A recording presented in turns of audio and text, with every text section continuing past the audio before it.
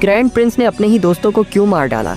उसने सबसे पहले बेजीटा को मौत के घाट उतार दिया, लेकिन उससे भी बड़ी गलती उसने पिक्कोरो को मारकर की। यह देखकर भी वो शांत भाव से वहां से चला गया। जब गोकू का बेटा गोहान वहां पहुंचा और अपने गुरु पिक्कोरो की लाश देखी तो वो क्रोध से कांप उठा। उसी पल वो सीधे अपने गॉड फैन रूप में बदल गया, लेकिन तभी उसे अपनी पीठ पीछे एक रहस्यमयी और शैतानी ताकत का एहसास हुआ। जब उसने पलट कर देखा, सब दंग रह गए। यह तो वही यामोशी था जिसे पहले पराजित कर दिया गया था। यामोशी जो सयान जाति का मूल संस्थापक था। यामोशी वहाँ इसलिए आया था क्योंकि उसे पता था कि गोहान के अंदर एक ऐसी छिपी शक्ति है जो अगर जाग गई तो वो द ग्रैंड प्रीस्ट तक को हरा सकता है। उसने अपनी आत्मा की ऊर्जा से गोहान को वह शक्ति जगाने में मदद की। उसी पल गोहान के शरीर से लाल रंग की भयावह ऊर्जा फूटने लगी। उसकी शक्ल में तो बदलाव नहीं आया, लेकिन उसके अंदर से निकल रही दुष्ट शक्ति ने सबको हिला दिया। इसके बाद गोहान सीधे जा पहुंचा बीरस के ग्रह पर। वहाँ विस उसका इंतजार कर रहा था, लेकिन वह समझ नहीं पाया कि गोहान यहाँ कैसे पहुंचा। गोहान ने कहा, जब द ग्रैंड प्रीस्ट ने मेरे पिता तुल्य पिक्कोरो को मारा है तो अब बदला लेना जरूरी है, और शुरुआत मैं उसके बेटे विस से करूंगा। इतना कहते ही गोहान फिर से बीस्ट फॉर्म में बदल गया और आकाश को चीरता हुआ एक काला ऊर्जा विस्फोट कर दिया। विस ने उसे रोका। रुको गोहान, देवदूतों पर हाथ उठाना मृत्यु दंड है। लेकिन गोहान ने उसकी एक न सुनी और सीधा माकेंग को साप्पो स्पेशल बीम कैनन चला दिया। पूरा क्षेत्र विस्फोट में डूब गया, लेकिन विस तो एक देवदूत था, उस पर कोई असर नहीं हुआ। वो एक ही पंच में गोहान को उसकी बीस्ट फॉर्म से वापस साधारण स्थिति में भेज देता है। गोहान जमीन पर बेहोश होकर गिर जाता है। अब गोहान की चेतना अंधकार में डूब गई थी। तभी यामोशी की आत्मा फिर प्रकट हुई और उसी क्षण गोहान की पुरातन सयान रक्त शक्ति जाग उठी। गोहान का शरीर कांपने लगा और फिर से बीस्ट रूप में बदल गया, लेकिन इस बार कुछ अलग था। उसके मांसपेशियां और उभरी हुई, ताकत 10 गुना बढ़ गई और यह शक्ति बढ़ती ही जा रही थी। अचानक उसका शरीर इतना ऊर्जावान हो गया कि कपड़े फट गए। पिक्कोरो की मौत और अब खून की पुकार ने गोहान को बदल दिया था। उसका बीस्ट फॉर्म अब चरम सीमा पर था। ये थी एक आम सयान की अंतिम हद, लेकिन यामोशी की मदद से अब उसके भीतर की प्राचीन सयान शक्ति भी जाग उठी और वो वापस अपनी साधारण शक्ल में आ गया। फिर अचानक दोनों रूपों